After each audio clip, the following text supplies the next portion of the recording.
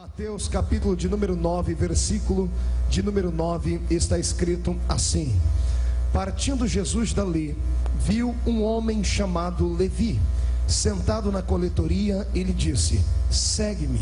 E ele se levantou e o seguiu. Para memorizarmos este texto, vou ler mais uma vez. Partindo Jesus dali, viu um homem chamado Levi, que estava sentado na coletoria, e lhe disse: segue-me. E ele se levantou e o seguiu. Amém, queridos? Feche a sua Bíblia, coloque no banco, coloque na cadeira. Por gentileza, pegue na mão do irmão que está do seu lado. Isso, na mão desse irmão, o irmão mais bonito que estiver do seu lado. Assim facilita um pouquinho. Se não tiver ninguém bonito o suficiente aí, venha pegar na minha mão aqui. Isso, agora aí do lado de fora também, pegue na mão do seu irmão, convide ele a cultuar. Cadê o Luiz? Foi arrebatado. Cadê meu fundo musical lá? Onde é que está o fundo musical lá daquele negócio? Vai lá colocar para mim o Luiz. Jesus arrebatou o Luiz, deve estar chegando daqui a pouco. Pegue na mão do seu irmão, aperta a mão dele com carinho até ele falar ai. Isso, pentecostal que não faz barulho está com defeito de fabricação. Feche seus olhos e vamos orar. Pai das luzes, eu te exalto, eu te glorifico. Te exalto porque o Senhor é grande, te glorifico porque o Senhor é Deus. Te exalto porque esta noite é uma noite singular. Te glorifico porque o Senhor já está preparado para operar com grande poder neste ambiente. Senhor, desde que o dia raiou e iniciou, o seu povo está te adorando. A bem da verdade, muitos aqui dentro estão cansados. Por isso eu quero lhe fazer um pedido diferente antes de começar a pregar. Gostaria que o Senhor tocasse no cérebro dos seus filhos e arrancasse as toxinas que provocam cansaço mental e físico, e o Senhor soprasse sobre a sua igreja um refrigério. Eu quero o seu povo disposto para ouvir a sua palavra e para caminharem comigo no tapete da sua revelação, porque os oráculos sagrados vão serem desvendados sobre nós esta noite. Pai, eu ainda te faço um pedido. Ao redor desta igreja, onde houver uma entidade maligna, onde houver um demônio que saíra das profundezas para vir atrapalhar este movimento, eu ordeno a estes seres que desapareçam ou sofram as consequências de serem queimados pelo poder da glória que vai inundar este lugar daqui a alguns momentos.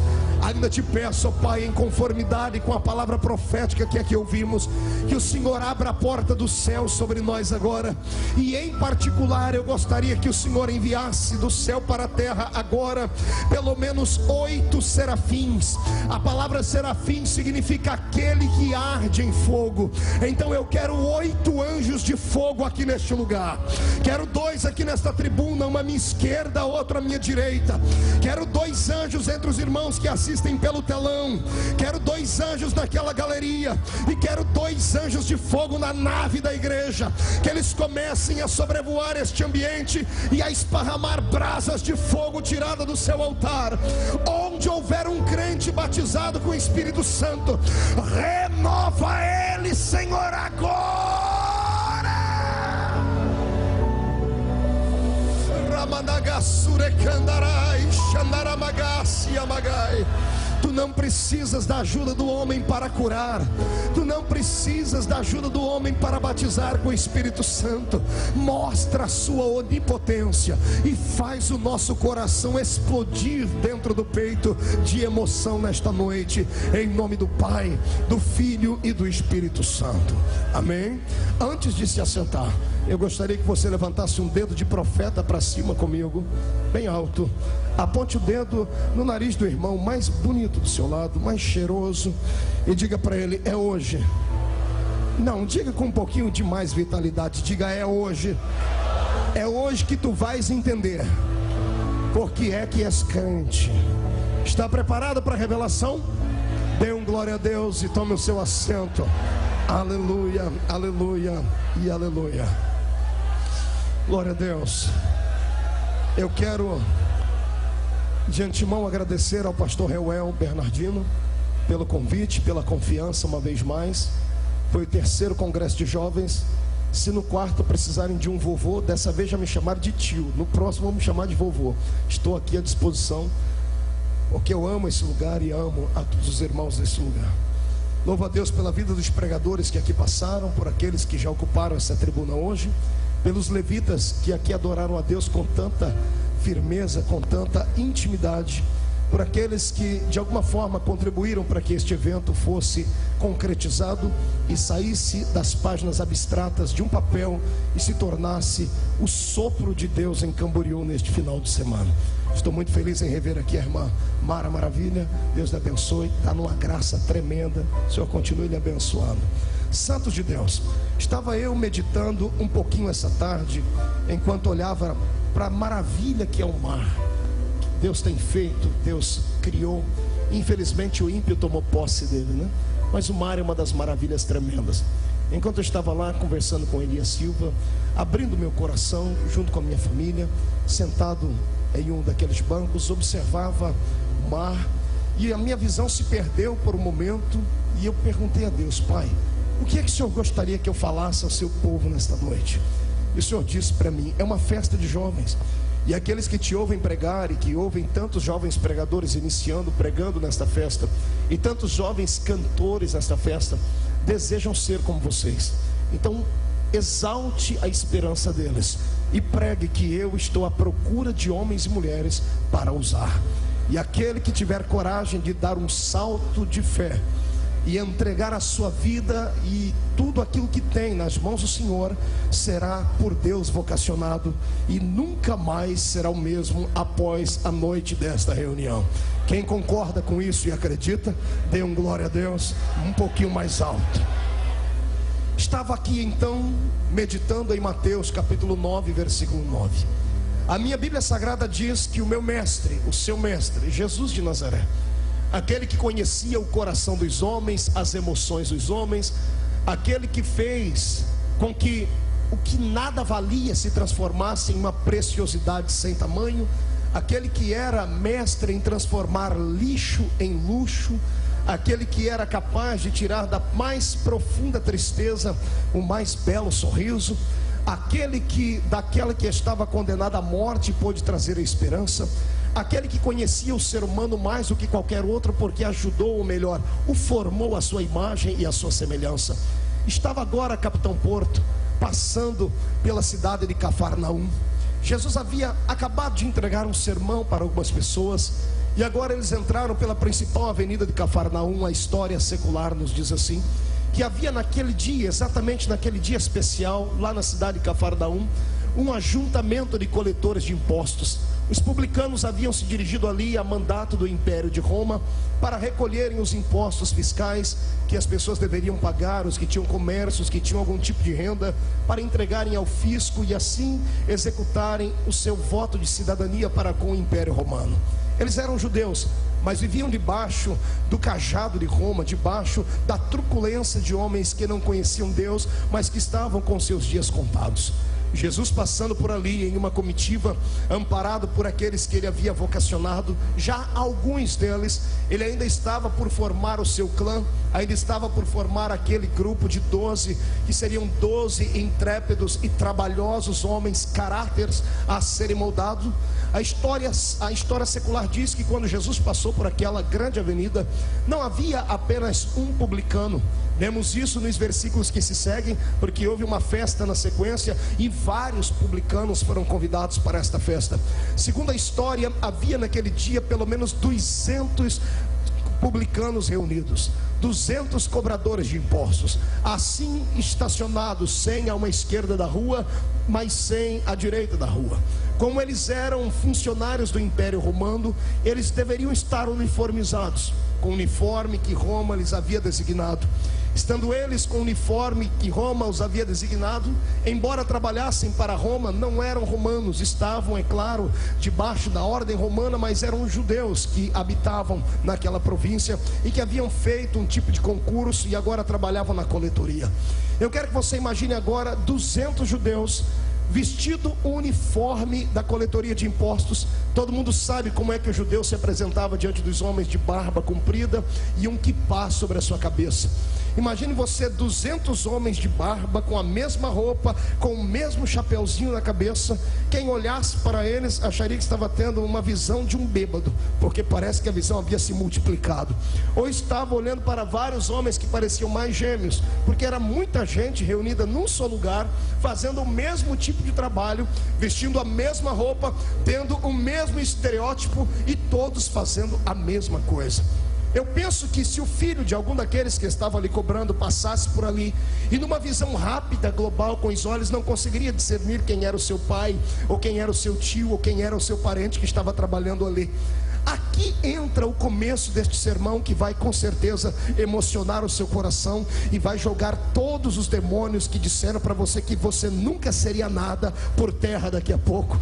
A minha história da Bíblia, que a história da Bíblia diz que Jesus foi entrando por aquele lugar junto com seus discípulos, e eu imagino agora que enquanto eles olhavam, o tesoureiro da reunião já devia estar pegando algum tipo de dinheiro para pagar também os seus impostos, executando assim aquilo que todos os homens deveriam fazer.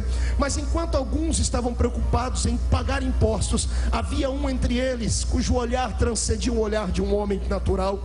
O olhar dele não estava estagnado na roupa, na barba, no quipá, não estava estacionado no estereótipo exterior dos homens, mas enquanto todos observavam, escolhia um daqueles cobradores para pagarem o imposto. O meu mestre olhava para todos eles de uma maneira geral, e de repente o olhar do meu Jesus fixa-se sobre um rapaz. Ele se aproxima da mesa do coletor de impostos, e sem dizer bom dia ou boa tarde, e sem perguntar qual é o seu nome, ou quem é a sua mãe, ou quem é o seu pai, antes de dizer qualquer coisa, o Senhor olhou para ele. A Bíblia diz que ele já sabia o nome dele, porque ele olhou para ele e viu a Levi, e após vê-lo, o Senhor o chamou e disse: segue-me. Com base nesta palavra, eu quero dizer que a história, mesmo estando fora do tempo, vai voltar a acontecer nesta noite.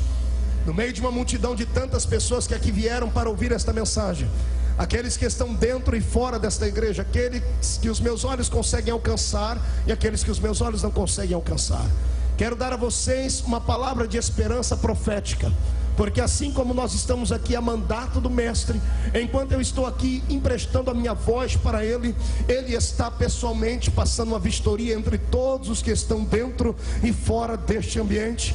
E daqui a pouco os olhos do meu Senhor vai parar em cima de alguém, e quando os olhos de Jesus pararem em cima de alguém, tal pessoa receberá um sinal, e o sinal será o seu coração queimando, o seu corpo tremendo, os seus olhos lacrimejando, vai sentir uma presença divina como nunca antes sentiu, vai ter desejo de orar em outras línguas que não pode ser aprendido em escola, e vai começar a se perguntar: por que é que eu, estando aqui tão longe do pregador, estou sentindo tanto a presença de Deus? E então, por antecipação, eu já lhe dou a resposta: é porque Jesus vai enxergar você no meio da multidão e vai chamar você para dizer: segue-me, segue-me, porque o que eu tenho na sua vida, o que eu preparei para ti, homem nenhum poderá jamais bloquear e arrancar, porque quando o Senhor escolhe alguém, está escolhido. E eu quero aqui falar um pouquinho deste método de escolha que Cristo usava. Quando eu olho para as palavras do mestre, quando eu olho para os seus ensinamentos, quando eu olho para a maneira como ele escolhia as pessoas para dar as suas parábolas, os seus ensinamentos, eu vejo que Jesus fazia de tudo para simplesmente trazer ao coração dos homens um momento, um vislumbre em que eles não conseguiam compreender o que é que estava acontecendo. Jesus transformava aquilo que não era em coisas que poderiam passar a ser. Ele fazia isso para chamar a atenção dos homens da época, que já estavam impregnados por um vírus maldito, o vírus da acepção de pessoas, o vírus que fazia com que pessoas que eram importantes no reino recebessem aplausos, fossem ovacionados, e um vírus que também diferenciava aqueles que eram pobres, cegos, mancos, ressecados e não tinham apoio e não tinham a escolha de nenhum tipo de sacerdote. Quem conhece a Bíblia Sagrada sabe disso. Jesus por 1, 2, 3 vezes citou palavras deste cunho, dizendo: eu vim para aqueles que estão doentes, eu vim para aqueles que estão perdidos, eu vim para aqueles que estão cegos, mancos, mancos, coxos, ressecados.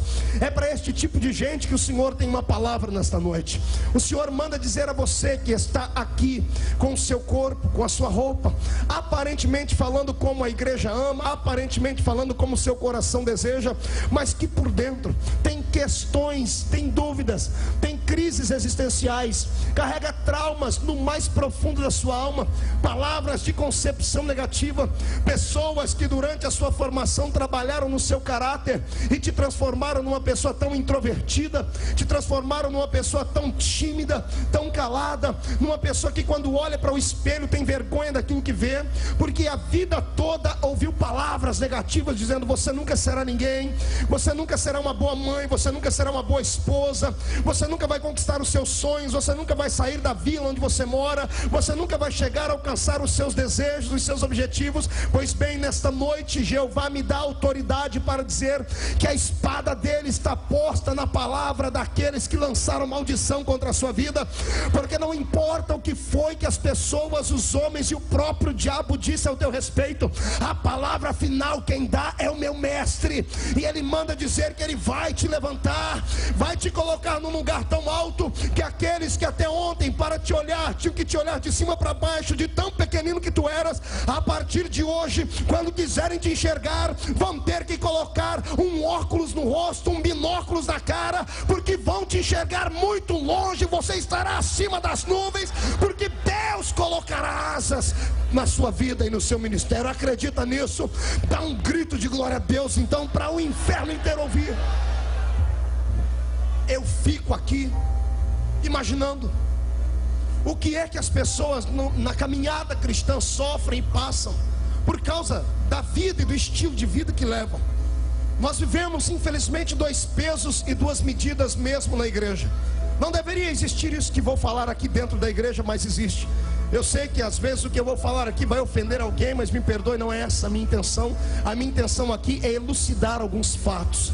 Amados, não há ninguém que tenha nascido na igreja com uma estrela na testa, mas infelizmente os homens colocam e constroem estrelas e colocam na testa de pessoas, só porque alguns tiveram o privilégio de nascerem numa família benquista na igreja, cujo dízimo da família é bom, cujo aquele rapaz teve condições de estudar um pouquinho mais, que o pai tem condições de convidar o pastor ou os amigos para comerem uma picanha no final de semana. Eles conseguem mais facilidade de adentrarem ao ministério do que aqueles que são pobres, do que aqueles que são cegos, mancos, que não tem ninguém na igreja, que sempre que sentam lá no último lugar. Existe uma separação dentro da igreja. Se você tem um anel de formatura no dedo, se você tem status, você é aplaudido. Se você é uma pessoa miserável, que não tem ninguém que é por você, você sempre será esquecida. Pois eu proponho nesta noite uma mudança de ordem pela palavra profética, porque o meu Deus nunca amou injustiça, e a injustiça pode caminhar do lado de fora desta igreja, porque lá fora quem manda são os demônios. Zé Pilintra, Zé Pilantra, Chucaveira, Tranca-Rua, Preto Velho, eles podem manipular a injustiça, mas dentro da igreja quem manda ainda é o Espírito do Senhor, e é o Espírito do Senhor quem vocaciona homens. Eu mando aqui uma palavra profética para o seu coração. Não me importa que você esteja atrás das ovelhas malhadas, que você esteja lá refugado no meio do campo, e os seus irmãos mais importantes, porque são robustos e belos, já estejam na batalha. A palavra de Deus é essa: o olhar do meu Deus encontrou você atrás das ovelhas malhadas, e Ele fará com você o que fez com Davi. Vai te tirar de trás das malhadas, vai abater os inimigos diante da sua presença, vai te dar um nome como o nome dos grandes que existem na terra, e você será grande para a honra e glória do nome do Senhor. Aquele que entende que esta palavra é para ele, pelo amor de Deus, comece a dar glórias, porque os demônios que provocam tais coisas vão bater em retirada.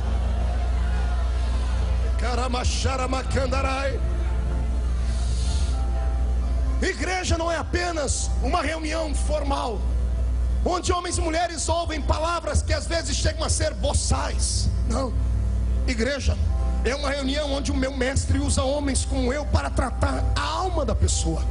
Não há um justo sequer que tenha entrado dentro desta igreja. Eu costumo dizer por aí que igreja é qual curva de rio. Tudo aquilo que não presta acaba calhando aqui dentro, e isso tem que ser feito. E é para isso que existe a igreja do Senhor.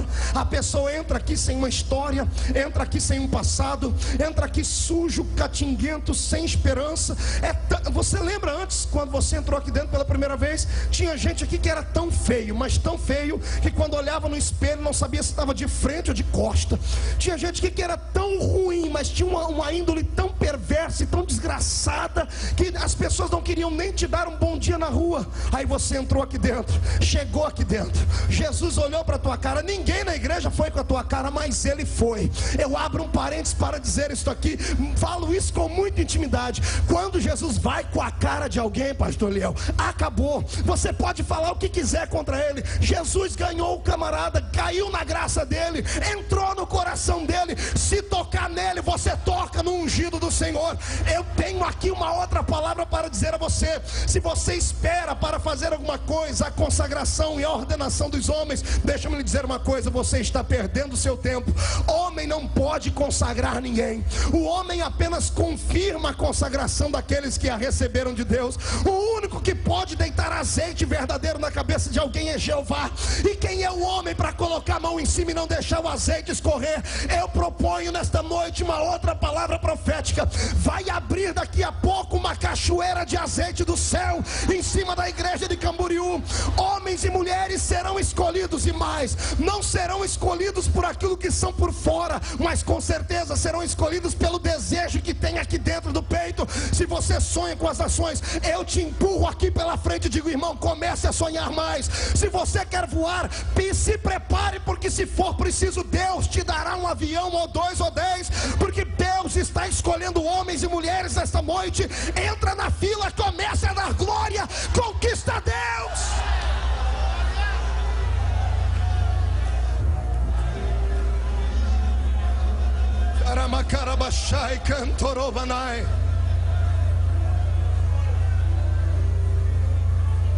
Existem seres humanos aqui dentro que vivem uma vida sub-humana, aqui dentro, no peito, na alma. Ouvimos muitas palavras durante a nossa caminhada com Deus. Ouvimos palavras que são palavras efusivas, carregadas de incentivo espiritual, mas poucos de nós ouvem palavras que curam a nossa alma. Quando eu meditava sobre isso, olhando para o mar, hoje o Senhor me dizia que existem pessoas dentro da igreja que são parecidas com um mausoléu. Mausoléus são aquelas casas que existem dentro do cemitério, onde famílias ricas têm condições de pagar, e essas casas são feitas com o mais fino e luxuoso tipo de pedra, com letras garrafais em bronze, casas que chamam a atenção de quem entra lá dentro, mas que quando você abre a porta, lá dentro só existem féretros, só existem coisas mortas. Existem seres humanos aqui dentro e aí fora nessa noite que até gostariam de dar um glória a Deus bem alto, mas não podem. Não é porque não querem, é porque estão destruídos por dentro. São pessoas que se sentem inúteis, se sentem infelizes, se sentem diminutas e diminuídas a cada momento, porque tiveram a infelicidade de, no meio da caminhada, encontrar algumas pessoas que só porque estavam na sua frente há alguns anos, foram capazes de dizer a você: você nunca será. Te humilharam porque uma vez ao subir no púlpito você errou. Eu disse ontem, repito hoje, a vida é uma série de acertos e desacertos que promovem um bem maior.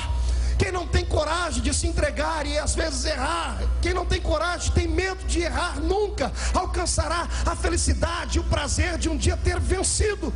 Deus essa noite quer que você coloque todos os seus complexos de lado. O complexo de ter sido criado dentro de uma casa onde a única palavra que você ouvia do papai e da mamãe era não. Crentes, muito bom crentes, dentro da igreja, verdadeiros adoradores, mas em casa, homens e mulheres truculentos, que amarravam a sua alma, amarravam o seu desejo de viver, dizia a você: você não pode isso, não pode aquilo, não pode aquilo, não pode aquilo. Te colocaram coisas em cima dos seus ombros, fardos pesados demais, e é por isso que você está na igreja há 20, há 30, 40 anos. Teve até um bom casamento, mas é uma pessoa infeliz. Às vezes se pega no meio da madrugada acordando e não consegue mais dormir, deprimida, oprimida, não sabe por que é que tem um vazio aqui na alma. Vem para a igreja, chora demais. Às vezes a gente olha alguém pensando, ele está chorando de alegria, mas não sabe que há um buraco, há uma ferida aí dentro da sua alma. Pois bem, Deus manda lhe dizer uma coisa: assim como os homens não viram como você era por dentro, Jesus manda dizer que Ele vai inverter o quadro, porque Ele conhece a mais profunda dor da sua alma. O meu Jesus vai com a mão dele hoje dentro do seu coração, vai começar a arrancar aquela casca maldita de dureza que foi colocada aí dentro por alguém que não tinha sensibilidade, por alguém que era muito religioso, mas não tinha o amor de Cristo dentro dele. Nesta noite eu ordeno que a casta de demônios de religiosidade batam em retirada do estado de Santa Catarina, porque a unção do amor divino vai descer aqui. Daqui a pouco você vai sentir o amor de Deus, e o amor de Deus será tão forte que você que nunca saltou vai ter ânimo para pular, porque vai entender que Jesus olhou para você e disse: segue-me, segue-me. Aquele que quer ter uma profunda experiência com Deus, levante a mão direita para cima, coloque a mão no ombro do seu irmão, a mão no ombro dele, e profetiza, diga para ele: Deus vai curar a sua alma. Não grita: Deus vai curar os seus traumas, porque você foi escolhido para segui-lo. Agora, quem acredita nisso, pelo amor de Deus, faça barulho nesse lugar, mas não faça barulho de 1 segundo nem 2. Isso, faz igual aquele rapaz lá atrás, pula, grita, planta a bananeira, corre, deixa Jesus Cristo te tomar. Nesta noite não há espírito pequenino aqui dentro, todos foram escolhidos pelo mesmo mestre. Recebe alegria.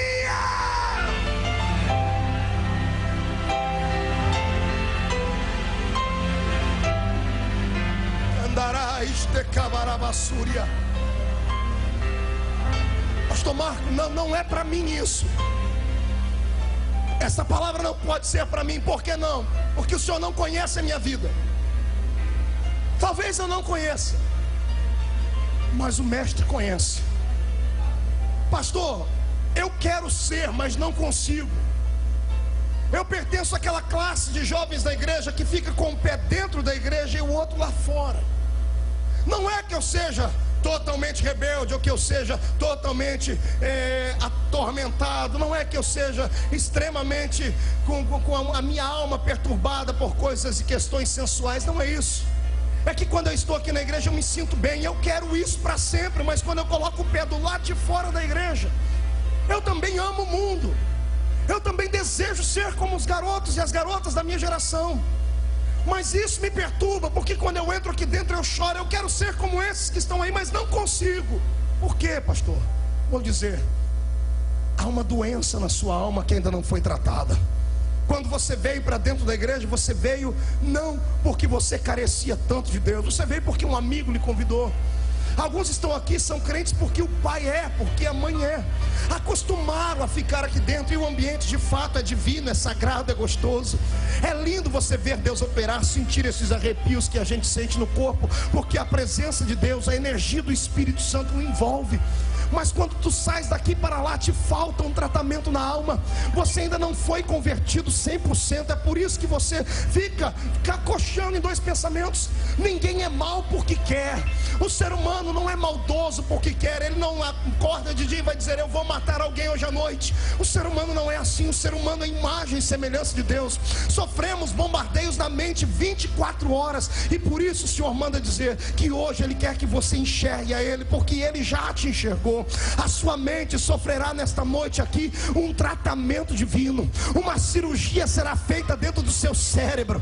Todas as acusações, todos os dardos de Satanás vão sucumbir à presença do Espírito Santo, porque o Espírito Santo, quando vem, ele é melhor do que qualquer psicólogo. Você nunca mais vai ter que gastar dinheiro com psiquiatra, nunca mais vai deitar no divã de psicólogo nenhum, porque Jesus Cristo trata das suas emoções. Você é escolhido. Não importa o que as pessoas dizem, você é é escolhido. E enquanto isso não entrar dentro da sua cabeça, você vai ser este crente triste, frio, entra aqui dentro da igreja, não vai ter atitudes para adorar Jesus, nunca vai sentir a presença dele, porque a sua mente acusa a sua própria alma, e os diabos e os demônios colocam as unhas no seu cérebro e diz: você não vai ser, não vai ser, não vai ser. Agora a hora que você vencer, a hora que você dizer: pela fé eu vou ser, eu já sou, vou chegar lá, isso é pela fé. Cada palavra dessa que você grita, irmão, é demônios que batem retirada da sua vida. Eu não estou aqui querendo apenas uma palavra emotiva, isto aqui não é autoajuda, não, isto aqui é a palavra profética. Você não é mais um ser humano comum,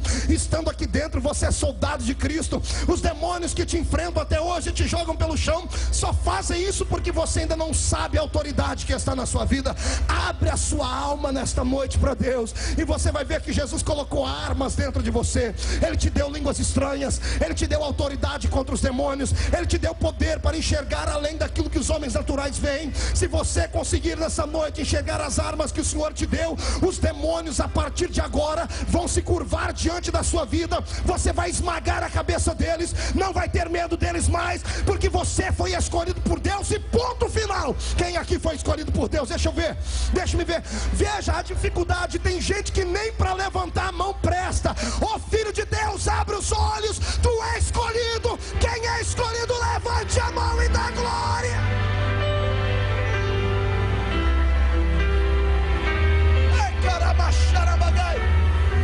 Eu quero que você ministre essa palavra profética para si mesmo, porque enquanto você não se convencer, você não convencerá ninguém, ninguém mais. Se você não acreditar na sua chamada, se você não acreditar nos seus sonhos, se você não acreditar naquilo que Deus te deu, ninguém acreditará por você. Escute o que eu estou dizendo, eu falo isso com experiência própria, porque se você não tiver plena consciência da sua chamada, dos seus sonhos, qualquer pessoa, qualquer indivíduo vai se contrapor entre você e a sua bênção, e você será deixado para trás. Você tem que acreditar no seu sonho. Não interessa que esteja difícil para construir o muro da sua cidade. Eu sei que está difícil, você está tendo que trabalhar com uma mão colocando tijolos e com a outra uma espada para se defender.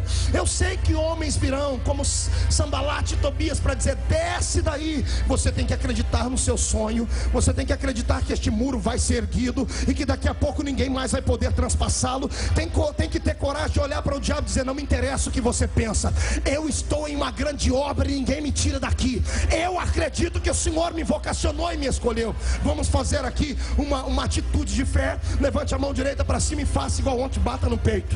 Mas hoje bata com um pouquinho mais de força. Eu quero escutar um tapa no peito. Deixa-me ver. Olhe para o irmão e diga assim: ainda que você não acredite. Diga para ele.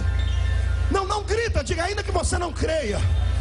Vai para cima e diga: ainda que minha família não acredite, ainda que o meu pastor não acredite, eu fui escolhido por Deus, e ponto final. Quem foi escolhido por Deus, salta para cima para adorar.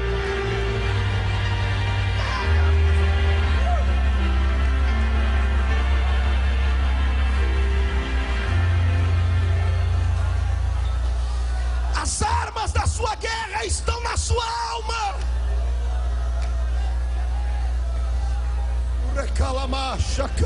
Cadê esse fundo musical, Luiz, que eu não escuto ele?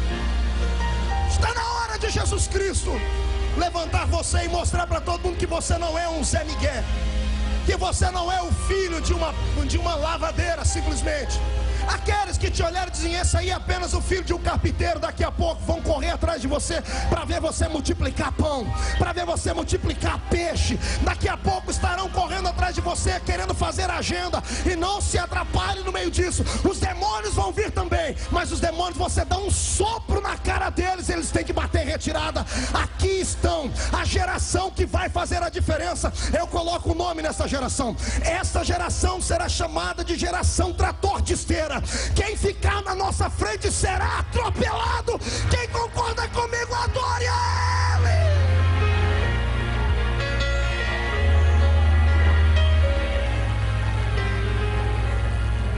Pastor, o que é que eu faço com os meus sentimentos? Depende dos sentimentos. Divida-os em dois grupos: sentimentos que lhe perturbam, de angústia, tristeza. Coloque eles num canto E aqueles sentimentos de paz, de vitória e de prosperidade, coloque em outro. Aqueles que são negativos, dê um jeito de colocar debaixo do seu pé e segura eles com o pé. Eles nunca podem estar acima da sua vida, eles têm que ficar lá no lugar deles.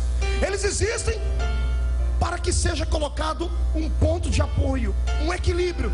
Senão você deixa de ser homem e passa a ser semideus.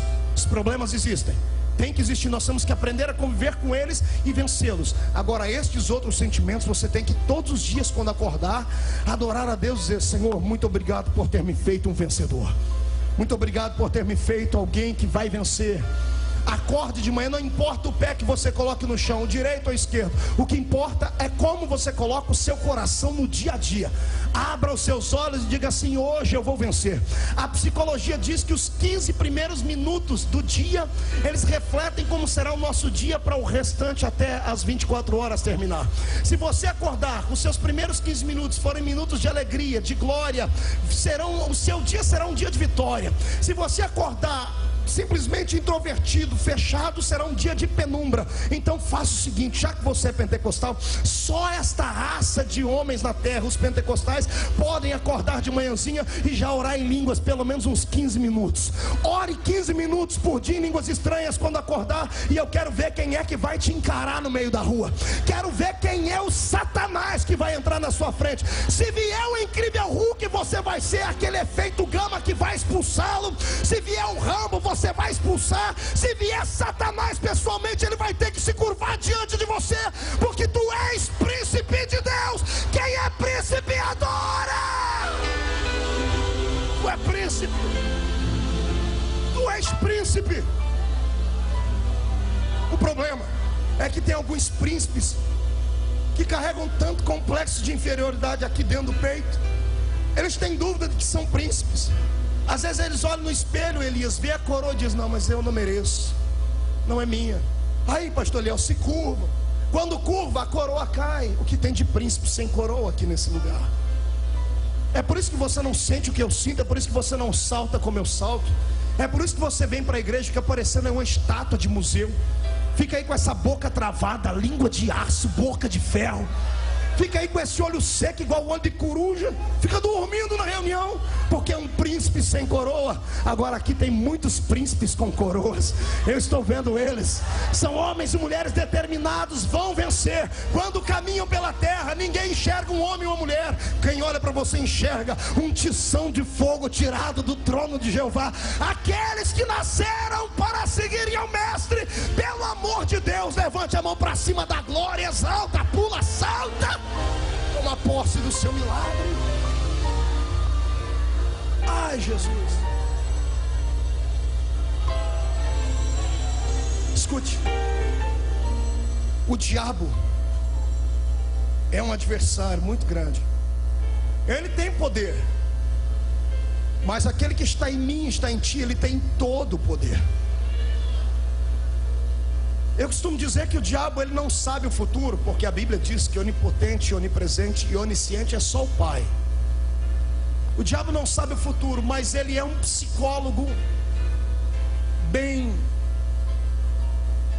estudado. Ele carregou a sua vida toda estudando a psique humana e observando a maneira como os seres humanos caminham pela terra. Luiz, agora um pouquinho mais baixinho. Fique imaginando. O que é que faz o diabo perseguir uma pessoa desde o ventre da mãe, se ele não sabe o futuro dela? Por que existem pessoas aqui dentro que carregam tribulações na sua vida desde que era uma criança? Por que alguns nascem, parece que nascem para sofrer? Por que existem pessoas que têm histórias tão sórdidas, tão tristes, que dariam um livro a gente escrever? Por que existem pessoas que sofrem desde a tenra infância? Eu costumo dizer que na psicologia do diabo, mesmo ele não sabendo o futuro das pessoas, ele as observa. Por que você acha que a Bíblia diz que o anjo do Senhor acampa ao nosso redor? Ele acampa ao nosso redor porque o diabo tenta nos tragar.